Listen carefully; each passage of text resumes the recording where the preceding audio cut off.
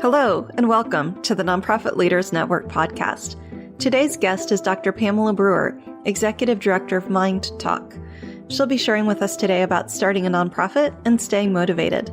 Before we jump into the show, though, I'd just like to take a brief moment to share about a conference my friend Sandy Reese is holding in September. When you attend, you'll learn everything you need to know to fully fund your budget. Visit nonprofitleadersnetwork.com/Sandy to learn more and register for this fun event. Welcome to the Nonprofit Leaders Network podcast, where your host, Kirsten Bullock, interviews nonprofit CEOs and executive directors who share what's working. Show notes can be found at nonprofitleadersnetwork.com. Please add the podcast to your favorite RSS feed or iTunes. Now, let's get on with the show. Hi, Pamela. Thanks so much for joining me today. Oh, thank you. It's my pleasure. Dr. Brewer is the Executive Director of Mind Talk, as well as a psychotherapist in private practice with offices in Bethesda, Maryland and Washington, D.C. She earned her MSW in Clinical Social Work from New York University in New York and her PhD in Social Psychology from Union Institute and University in Cincinnati, Ohio, just up the street from me. You can read her full bio on the podcast page at nonprofitleadersnetwork.com. Pamela, again, thanks for joining me. And could you start us off by sharing a little bit about Mind Talk and what the mission is, how the organization is structured? Well, Mind Talk is at this point, it is a daily podcast, and I provide information on healthy relationships and mental health, and I do that through interviewing a broad range of people from lots of different areas or pockets of interest, if you will. And so the goal is to get as much information about mental health and relationship health out to the largest possible audience. The structure at this point is very small in terms of personnel, and my hope is certainly to grow that when we have the appropriate funding so that we can have the full complement of people. We probably need about 5 more people at this point. Mm-hmm. I think all of us in whatever stage we're in can always find things for more people to do. Absolutely. And to talk about that relationship health, mental health combination, I've heard it said before that we need to give people what they want before we can give them what they need. And it sounds like you're integrating those two. Is there a reason for combining the relationship health with the mental health? Well, from my perspective, they're the same thing.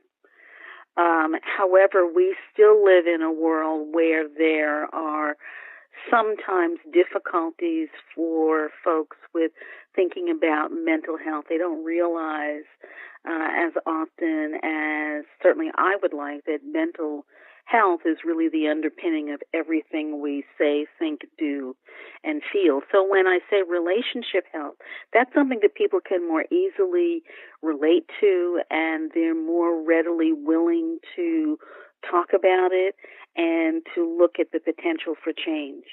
Nice. So by focusing on the relationship health, you're probably reaching a lot of people that you wouldn't otherwise, it sounds like. Exactly. That is exactly it. Yeah.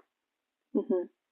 Now, you said you have a really small team right now, and I know you're on there, and there's a small board, and you also mentioned before that you incorporated as a nonprofit in 2014, but this is a show that you've been producing for some time now. So how did that transition into a nonprofit? What made you come to the conclusion that that was what needed to happen next? Well, at the beginning of Mind Talk, if you will, it was a weekly program on a local radio station. And so weekly, it was weekly and it was live, and I had great fun. You know, it was an hour a week. So in terms of prep and actually getting to the studio and doing what needed to be done, maybe it was 4 or 5 hours a week that I was actually spending and just having great fun. I did that for 18 years where it was a weekly program. In 2014, I was actually approached and asked to create a daily program by a member of one of the stations that I worked with. And so at that point was when it occurred to me that I really needed to turn it into a nonprofit because it needed to be my own entity. I was going to be responsible for the fundraising. I was going to be responsible for the creation of the format, the whole 9 yards. So at that point, it made sense to me to go to look into the process of becoming a nonprofit and therefore being able to do fundraising and really grow in a way that I had not really thought about prior to being asked to create a 5-day-a-week program. That makes a lot of sense. And then with the increased investment in time, there's also a much greater increase in potential impact. Absolutely. And, of course, work. Right. It's a lot of work, but it's work that I love. Oh, good. And it doesn't happen by itself, that's for sure. No, not at all. I know we have some listeners, too, who are doing full-time jobs, nonprofits on the side, or starting in their nonprofit part-time and trying to grow it. Any advice for balancing those two roles? Well, one thing that is probably a result of my training as a clinician is being aware of the importance of boundaries. So I would say that anyone who's, got 2 feet in 2 different corners, so to speak, really needs to be clear about scheduling, about what's okay and what's not okay. When are you going to work on your nonprofit? When are you going to work on your other business? What are the times? What are the parameters? What are you going to do? When are you going to do it? Putting in as many processes in place at the beginning is really useful as you go down the road in terms of getting the work done and being able to have a plan for how you're going to approach decision-making here or how you're going to think about spending here or, when you have a thought about a plan, it's easier for you to begin the process and to work through the process when you've already, again, kind of planned how you're going to approach the process. Mm-hmm. So being really intentional. Absolutely being intentional. When I'm in my office seeing patients, that's what I'm doing. I'm not talking to anybody else. I'm not thinking about anything else. I am working with my patients, period. But when I am working on the program, then that's what I'm doing. So what we've done, I have 2 days set aside that I work in the studio, and those 2 days are the days that I work on not only securing the talent that we're going to be interviewing, but planning, doing the program grid planning, and looking at the social media and doing all those things. But it's on those 2 days are set aside for that. The other days, I'm in my office as a clinician, and that's what I do. And I love them. I love them both. Mm-hmm. It sounds like a fun balance. It's a fun balance. As we grow and have more people, there'll be a little bit more of an opportunity for play. A lot of times people say to me, well, when do you breathe? I said, well, on Thursday between 2 and 2:20, it's kind of like my breathing time. Other than that, it's not in the schedule. But again, it's the feedback that I get from listeners and from other stations that carry the program is so rewarding that, almost how could I not continue to do what I do and just try to do it better? Right, because there's a lot of people who need to hear your message. Need to hear the information. And again, because I have conversations with my guests, and everything is on the podcast. Everything is on the web. You don't have to pay to listen to a program. You can just download it at will. It's a sort of easier, comfortable, conversational way for folks to hear new information, to access new ways of thinking about what they're doing in their world right now, and be able to give some different thought to what the possibilities for their futures are later on today, tomorrow, next week. So it's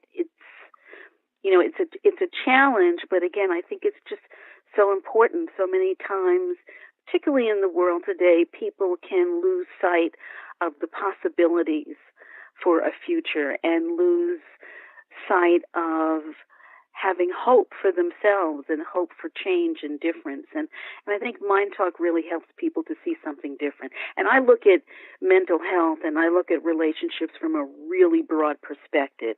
So you know that you're going to learn something, but you'll almost never know what you're going to learn until you're actually listening to the program. Mm-hmm. And are there times when you're asking questions and you're learning as well from your guests? Absolutely. I recall one guest who has written a book about the greening of death, and her whole focus was teaching people about the value of having green funerals. This is something that was nowhere near on my radar ever. But as I talked to her and learned about what she was doing and in her research and the way that families are involved and the way that children can be involved, and quite frankly, the reduction in financial cost, when people are planning a funeral, there's so much emotional cost. And then on top of that, there's the financial cost, that being able to talk to this particular author about her approach and her research was, I think, wonderful for the listeners, and certainly I learned a great deal. And then, I may talk to somebody else who's, I'm thinking about a woman who wrote a book about grieving for children. And she did it in the context of a little boy and his yellow balloon. Or, another woman who had a stroke and was basically told, that's kind of it. You've had a stroke, so you might as well go home and sit down. And she's living her life, and she's living it full, and she's living it well. And everything in between. I have men on, women on. I think it's really great. I'm so gratified that so many different people from so many different walks of life are willing to come on and share their story. Mm-hmm. That's neat. And you mentioned that one thing that you really help people do is help them overcome this belief that when they lose sight of possibilities for their future. And I know I've run across some nonprofit leaders who sometimes get to that point of losing sight of the possibilities for the organization's future. Do you have, and this might be going into psychotherapy too far, but any advice you have for them? I think if you take a look at the moment in time when you started to lose hope, that's an important beginning, because something triggered that. If you're running a nonprofit, if you're working with a nonprofit, you had a dream, you had a passion. A lot of people will go to work and they really don't want to be there and they really want to leave. But for folks who are working in nonprofits, they come to it because that's what they love. So there was something or some numbers of things that happened to change that. So my recommendation would be to take a look at what that was, and you may not figure out everything, but you can figure out some things, and then look at what you have learned from those experiences, and then begin to think about how you can do something differently tomorrow. And it can be a tiny thing, but the minute you get yourself out of there's just no hope, I can't do this, and perhaps move it into, well, maybe tomorrow I could spend 5 minutes on X, and you actually spend 5 minutes on that, that's the beginning. And then you really can begin to change. And the other piece that I would say is you never want to give the naysayers. You don't want to give the other people so much power over your life and your dreams that you allow them to help you shut them down. Don't let anybody help you shut down your dream, and don't you shut down your dream as well. Too many times we help people say and do things to us that just aren't useful for us. I guess Eleanor Roosevelt and her quote that nobody can ever make you feel inferior without your consent. It's true. It's hard. You know, if you're somebody who's working in a field or just a person who's walking down the street, people are going to hurl insults or their own biases at you. It's hard to remember that you don't have to take that in unless you choose to. But it's true. However, it requires work. And one of the things that I'm always talking to my Mind Talk guests about is what their challenges were and how they overcame their challenges. And it's not to tell the listeners, now you go do this too, but it is to say there is a way to overcome challenge. This is the way this one person approached this one thing. Maybe there's something you want to do differently in your life. That's a perfect transition to my next question, which is, what's a challenge that you've overcome in setting up Mind Talk as a nonprofit, and how did you approach that? Well, the first thing I think was actually setting it up as a nonprofit. For some silly reason, I thought that I could just file a piece of paper and say I wanted to be a nonprofit, and somebody would say, oh, that's a great idea, go ahead and do that. I don't know why I thought that, because nothing in this life is that simple, but that's what I thought. So I wound up doing a great deal of research, and then I thought, well, maybe I can do this myself. But in fact, for anybody who's setting up a nonprofit, what I would say is unless you're an attorney and you specialize in this already, do not rely on yourself or your friends to help you set up that nonprofit. From a legal standpoint, at least have somebody take a look at it. What I did was to do some research for the nonprofit support groups and organizations that were available in my area. And by doing that, and I absolutely recommend that folks get involved in nonprofit support organizations. By doing that, I was able to find an attorney who cost me much less than it would have, who could walk me through the process and knew enough about nonprofits and all that entails to really be helpful and to really be encouraging, quite frankly. I'd say that was really the toughest one, was getting all those legal things in place that I just hadn't thought about. Mm-hmm. And so you reached out to other people who'd been there and got their advice. Other people, other organizations, mentors. There's one organization where they provide mentors for folks in the media. So I was looking, and I focused not on the clinical people in terms of reaching out. In this instance, I focused on folks in the nonprofit world, folks in the business world who could assist me in some way. But absolutely, this took a couple of villages to put together. But it's doable, and it's particularly doable if you believe in what you're doing. Mm-hmm. And I would guess that since that time you stayed in touch with those networks. Has it been helpful? Absolutely. Absolutely. Whether it's through a webinar or a conference or just signing up for a newsletter, keeping abreast of what's going on is really critical. And it also helps to remind you that you're not alone. And that's really important.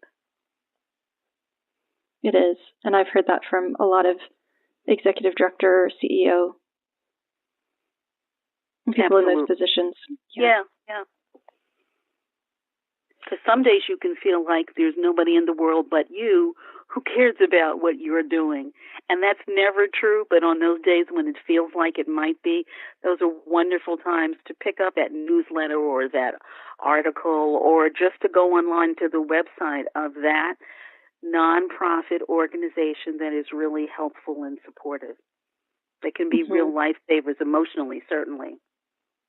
And I know a lot of folks that I've talked to have a network of other executive directors that they try to stay in touch with, whether it's through a formal program or informally. So having somebody where you can pick up the phone and call.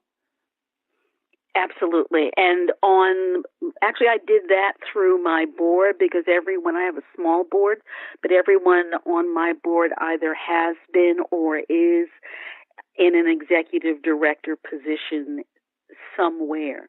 So they've been sort of my immediate resource. And I have to say, a lot of times in nonprofit agencies, you wake up one morning and you think that you should replace your board with, I don't know, anything that doesn't talk back.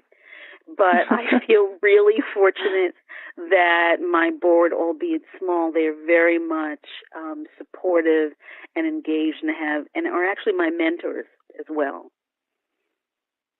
That's great when it works out that way. Absolutely. And I've seen it when it doesn't, and I feel like this is such a gift. Mm-hmm. And stepping into this role as executive director, and I know you've played that role in a previous life, but what do you see as the single most important trait for a nonprofit leader? I think to listen. I think to really be able to hear what the need is from different perspectives, what the people around you, what your staff, your volunteers are saying and seeing. I think that's really important. I mean, of course, you need to know how to interview and hire the staff that you need. You need to hire people, whether they're volunteers or paid staff, who you trust and who you respect. And I think that that's really the critical piece. Respect that everyone that you come in contact with has something to say, and then listen to what they have to say. You can learn so much. Well, great. Thank you, Pamela, so much for joining us today and sharing these pearls of wisdom. Well, I hope there were pearls of wisdom. Thank you very much. It really has been a pleasure. Great. You're welcome. And thank you to all our listeners for everything you do to make the world a better place. Thanks for listening to the Nonprofit Leaders Network podcast with Kirsten Bullock. If you like what you just heard, we hope you'll check out our prior episodes and that you'll pass along our web address, nonprofitleadersnetwork.com, to your friends and colleagues in the nonprofit sector.